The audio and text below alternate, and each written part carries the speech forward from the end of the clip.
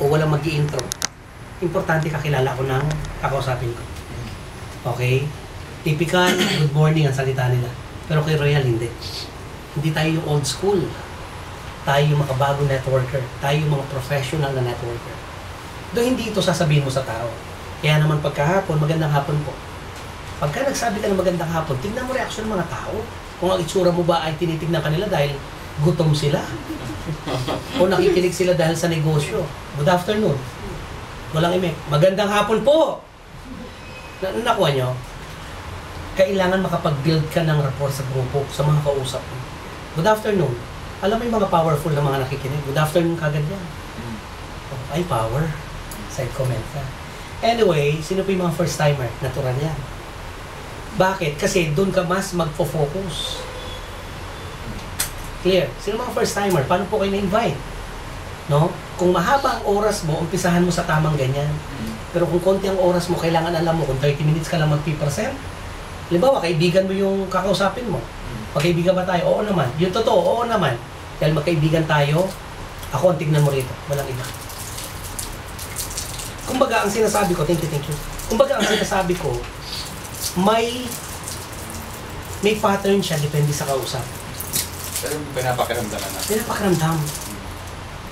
So ngayon, RBP tayo. Okay na tayo dyan. Actually, mas madadagdagan yan pagka ituturo ko na yung speaker sheet. Anong importante lang? Para lang maintindihan ninyo kung paano gawin ang RBP. Now, wala mag-i-intro. Ako mag-i-intro sarili ko. Good afternoon po. Napaka-importante na dapat kilala niyo po speaker. Ako po si Marvin Malig, by profession, isang civil engineer. Pero nakakapagtaka, bakit siguro po yung iba pinapangarap maging minyero, pero bakit ako nandito ngayon? Ang pag-uusapan ngayong hapon ay negosyo. At maniwala po kayo mga kaibigan, mga kapatid. Kung alam ko lang po na hindi ako yaman sa aking profession, mabuti pang hindi na ako nag-aaral, sorry sa akin po. Clear? Pero hindi naman lahat dapat ganun ang introduction mo. Pakiramdaman mo ko usap mo, pagka matanda, pagka kaya mo silang brasuhin, depende yan. Anong importante? Basic. Makilala nila ako. Now, isa po sa pinaka-importante, ito po yung, ang isipin ninyo nagsasalita sa inyong harapan, ay kung sino po nag-invite sa inyo. Definitely, hindi niyo po ako kakilala. Ang isipin niyo po yung nag-invite sa inyo, siya nagsasalita sa inyong harapan. So, negosyo po pag-uusapan natin. Kaya lagdat po muna pag-uusapan natin. Sino po mga negosyante rito? Wala magtatas na kami. Sino po yung mga nagnegosyo na ngayon ay wala ng negosyo? May magtataas na naman. Hindi ka naman magbibuild ng kwentuhan basta-basta eh. Kailangan lang magkaroon ng, ay, eto pala negosyante dati. Ano, bakit kaya bumagsak? Yung mga ganun ba? So ngayon, ang ikukwento mo bakit ito, kasi ngayong gabi pag-uusapan po natin negosyo. Alam niyo po kung bakit marami ang hindi nagnegosyo sa atin, kasi hindi naman po yun ang may tuturo sa atin. Pero directly sasabihan ko kayo ngayon, sino po ba yung mayaman? Maniwala kayo sa akin, umpisa pa lang, kuha mo na attention mo. Tama? Sino po ba yung mayaman? Kaya naman po kung bakit negosyo pag-uusapan, para po yung chance, pwede tayong yumaman. Na ikaw kausap ko ngayon, baka mayaman ka na, hindi ko po alam yun. Pagpasensyahan niyo po, ako yung magsasalita rito generally speaking. Ngayon, importante pa rin nandyan ka at makinig ka. Kasi po, pwedeng maging ikaw ang maging channel of blessing sa ibang tao. Definitely, kung mayaman ka na, may kakilala kang gustong lumaman din. Baka nga huwag ka na lumayo, baka nga kapatid mo. So, ano mararamdaman na nakikinig? Ang kapatid ko, pwede rito. Ako, busy ako. Nakukuha nyo. So, ngayon, papakita mo na negosyo. Now, ang first slide po natin, Royal Business Presentation, ito po ay para sa Singapore market. Why? Bakit po nakalagay Singapore market? Kasi po tayo nasa Singapore. Ito ang official presentation ng Royal Direct Sales Pte. Limited. Okay. Ngayon, bakit po Singapore market? Actually, ito pong company ito po ay nag-umpisa sa Pilipinas. Kaya naman po sa Pilipinas, ang presentation doon for Philippine market. Ngayon, mamaya po malalaman nyo kung ano pa po yung bansang kung saan tayo o meron na tayo mga branch. Okay? Now, ang company ito, Royal Direct Sales, blah blah blah. Since ako first time ko, binabasa ko. Pero kailangan ng mastery. Kumbaga, hindi naman kailangan directly basahin mo eh. Diba? Let's say, Royal Direct Sales Pte. Limited is an exclusive importer and distributor for Singapore and Southeast Asia of Royal Business Club International, or more popular known as its distributors and affiliates worldwide as Royal. No? Blah blah blah. Pagka kinuwento mo to, since intro pa lang, kailangan yung intro mo kayang tapusin in 10 minutes. Baka 30 minutes ka na, kinukwento mo pa yung si Royal. 10 minutes lang, ang importante makuha mo siya. Bakit Pilipino nakapagtayo sa Singapore? Doon pa lang papasok na yun, grabe to. Pagka may mga makakausap naman kayo nasa ibang networking company, binanatan ko si Bilas kahapon, ang AIM Global sa Pilipinas, pagdating dito, AIM Global pa rin. Hindi pwede yun. Kailangan another company na magkikater sa AIM Global. Kaya nga si Royal Business Club sa Pilipinas, dito, Royal Direct Sales siya. Tama? Ganun yun. Yun ang legal. To be more legitimate, sabi nga ni Press. Okay? Anyway, kukwento mo to. Pwede mo yung basahin. Pero hindi kailangan word by word, basahin mo siya. Okay? So pagkatapos niyan, ang vision ng company to be globally recognized. Ano pong vision ng company? Ang vision niya, makilala siya buong mundo. Ganun lang kasimple. Kasi, kung babasahin mo lahat ito, mag-i-explain ka pa na mahaba. Kahit sa regular RBP, kahit sa opisina ka mag-RBP, ganun dapat ang technique. Why? May pag-aaral, 45 minutes to 1 hour lang, ang kayang ibigay na attentiveness ng isang nakikinig. Imagine, mag-present ka 2 oras, mag-present ka 3 oras. Lantutay na nakikinig sa'yo. Pero sa training, magbigay ka 3 oras, 4 na oras, kasi distributor yan, okay yan. Kumbaga, pinag-uusapan dito, RBP. Now, ang mission ng company to create a group. Yun din po ang magiging mission mo. Di ba na-invite kayo? Yung nag-invite sa inyo, nag-create yan ng grupo, kaya kayo inimbita. So, yun po magiging trabaho natin. Simple. Diba? Yun lang. Tapos to create a group. Mag-create ng grupo. Kung bakit po kayo nandito, dahil in-invite kayo ng kakilala nyo, dahil sila ay nag-create ng grupo. Ganun lang kasimple. Di ba? Kasi kung i-explain mo yan, yung 10 minuto ko lang dyan, ha? Di ba? Eh, hindi naman yan ang issue, eh. Now, syempre kailangan po makilala nyo ang mga may-ari. Let's start with the chairman and CEO. Siya po si Mr. Ricardo S. Castañeda. Okay? Ang chairman po natin, siya po ay gumraduate summa cum laude sa UP. At ang kurso niya, Bank and Finance. At ngayon siya po stockholder ng BDO at saka ng Metrobank. When it comes po sa traditional business, familiar po ba kayo sa Laugh Line, Punchline, Metro Comedy Bar? Do ang Metro Comedy Bar po ngayon ay pinapagawa. Pero noon, sa kanya po yan. When it comes sa franchising, 7-Eleven, STI, meron po siya. Hotels and restaurant, meron po siya. Ito ang issue ngayon. Ito pong taong to, super yaman. Certified billionaire. Kaya nga lang po, ang pinangarap niya, kung makikita niyo po yung mga unang videos, ang pangarap niya ay mabigyan tayo ng decenteng pamumuhay. Ang tanong eto, pag pinag-uusapan decenteng pamumuhay, ano ba ang decenteng pamumuhay sa atin? Ako ang decenteng pamumuhay sa atin. Huwag kayong gagawa na magtatanong pa kasi magkakaroon pa ng, baka magkadebate pa yun. Tandaan natin, pagka tayo tumatayo, ang pinaka-best motivation na pwede mong i-share sa kanila, ikaw. Diba? Ngayon, pag pinag-uusapan, decenteng pamumuhay, ako po, ang meaning ng decenteng pamumuhay sa akin, masaganang pamumuhay. Hindi miserable pamumuhay. Sa akin, ang masaganang pamumuhay, simple pa rin po. Pagka ako nagpunta sa mall, okay? Pagka ako nagpunta sa mall, ang ibig sabihin, sorry partner, tawagan kita mamaya. Yes. Oo, sino to? Yes, ma'am.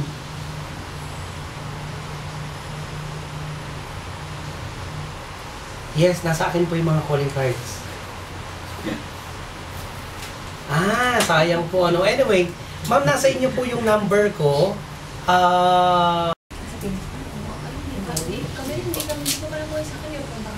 Singapore, hindi pa talaga nag-release ng ID. Wala pa dito? Bakit hindi pa sila gumagawa? Busy talaga eh. Kung isipin nyo, syempre yung Yes. lumipat sila ng Yes. building and everything. Tsaka alam nyo, walang produkto doon ng mga product catalog ha. Concentrate sila sa abroad kasi nauubusan ng supplies. Tuloy natin ha. Okay. Lahat ng concern niya pag-usapan natin mamaya, pati yung kitaan, nasa Singapore ka, Pilipinas, pag-usapan natin yan. Now, si Mr. Ricardo S. Castañeda, certified billionaire, ang pinakamagandang profile ng tao to. Wala siyang itinayong negosyo na bumagsak. Na gusto ko po maramdaman nyo ito may iki. Why? Marami kasi ang company. At dahil marami ang bumabagsak. Pero ito po walang itinayong bumagsak. No need to mention kung anong company. Kailangan lang maramdaman nila why Royal. Okay? Ang presidente po, ang masasabi ko sa kanya, simple lang, sobrang gwapo. Di ba? So nakakapag-build ka ngayon, natatawa sila, di ba? Alam niyo po, napakabata, pero sobrang napakatalino.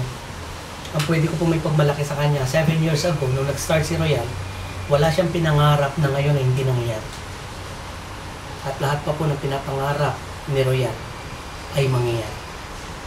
Kailangan maramdaman ng kausap na okay to ha. Di ba? Solve ako dito.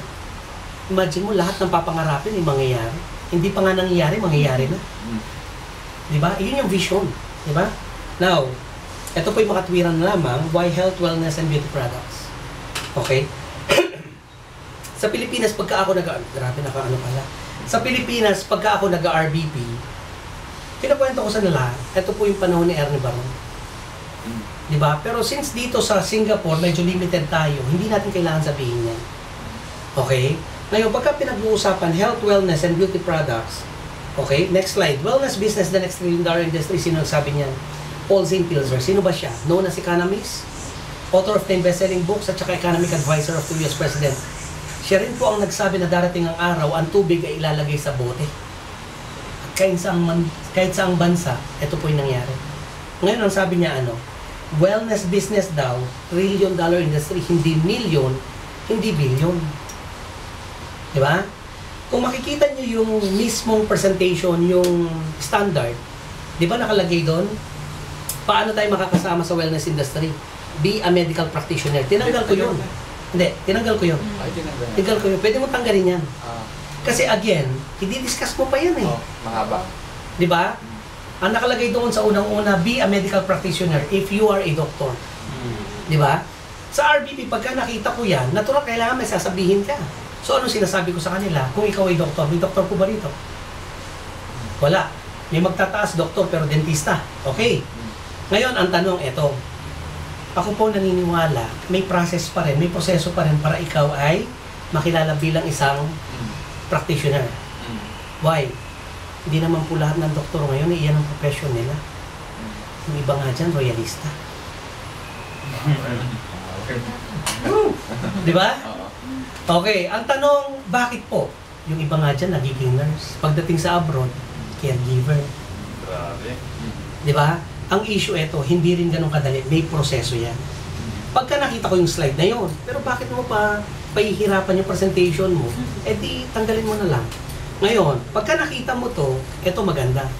Kay Royal, pagka pinag-uusapan po wellness, lilinisin niya ang loob mo. Paggagandahin niya ang labas mo.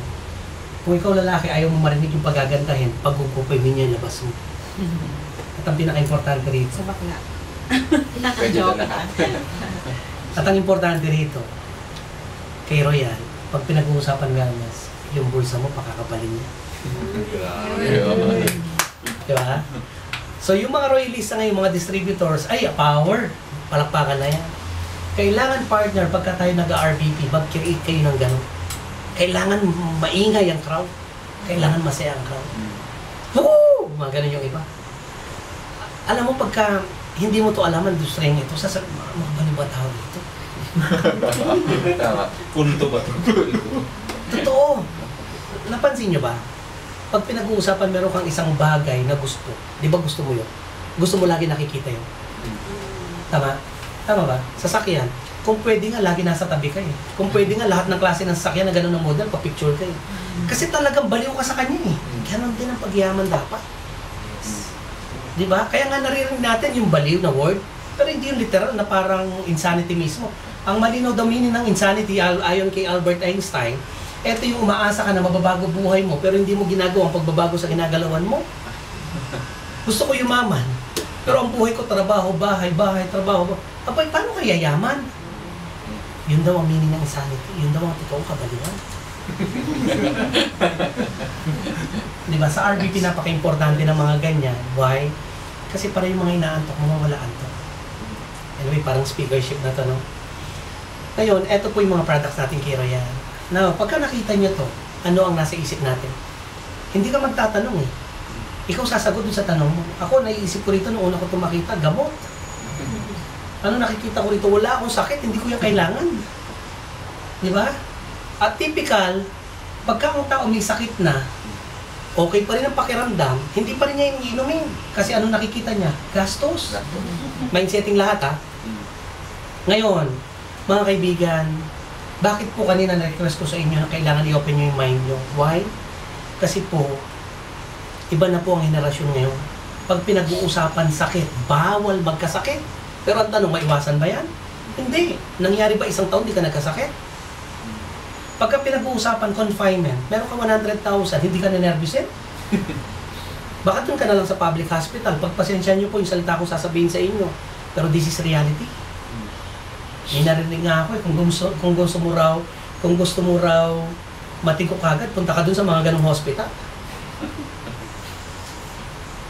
Tama? Sorry po hindi sa akin yung salita. Kasi naniniwala sila. At minsan ako po naniniwala rin. Ngayon kung may choice ako, may pera ako. Kung pwede nga, lahat ng mga specialista sa akin nakatingin dahil may pera ako. Mindsetting. Now, ang pag-uusapan po ngayon dito, ito po yung mga produktong food supplement. Hindi po ito mga synthetic drugs na pagka ininom mo, may mga harmful na mangyayari sa katawan natin. No! Ito po yung mga food supplement lang. Ito po yung mga panahon ni Ernie Baro, pito-pito, bla bla bla bla bla bla. Pwede ka mag-cite ng example. Ako ginagawa ko example tatay ko. Nung panahon po ang tatay ko, dahil hindi pa ako masyadong, hindi ko alam ang mga food supplement, hindi ako connected yan. Ang tatay ko po nagkaroon ng kidney failure na iyon po kinamatay niya. Milyones po nagastos namin. Ang nanay ko po ngayon, pagka medyo sumasakit ang tiyan niya, ayaw niya uminom ng gamot. Anong ginagawa niya? Mga food supplement, mga herbal. Ito po yung kukuha siya ng dahon ng nakitagaloging saresa, aratilis. No? Dahon ng aratilis at saka guyabano. Pinapakuluan, yan ang iniinom. At ganun din po ang mga products natin. Okay? Now let's start with Performax. Pero bago ko po ito ipapakita sa inyo, hindi po ito yung product orientation. Pagka kayo naging partner Royal, kailangan po ito, mandatory ito, kailangan umattend ka ng product orientation. Why? Doon sa product orientation, wala kayong pag-uusapan doon na 2 oras kung ano ang mga produktong to at kung paano to iinumin at para saan ang mga to. So napaka-importante na alam mo ang produkto. Why? Kasi kailangan maging produkto ng produkto natin. Kailangan alam mo ang produkto natin. Sabi nga bago ka daw maging pusher, kailangan maging user ka muna. Di ba? Now, again, hindi po tayo product orientation ngayon. Ikukwento ko lang na mabilis sa inyo kung ano yung mga products natin. Pero, sisiguro din ko po maintindihan nyo to. Now, let's start with Performax. Ito po yung anti-aging supplement for men. Panlalaki siya. Ulitin ko po, hindi pang babae. Pero nung ito po yung in-launch, ang babae bumili. Clear. Clear. Yes. Pero may pag-aaral pa rin po na para sa asawang lalaki yan, hindi gagana sa ibang babae yan. Ayos yun na. Nakukuha nyo? So nakakapag-create ka ngayon sa mga kausap mo, hindi boring na presentation.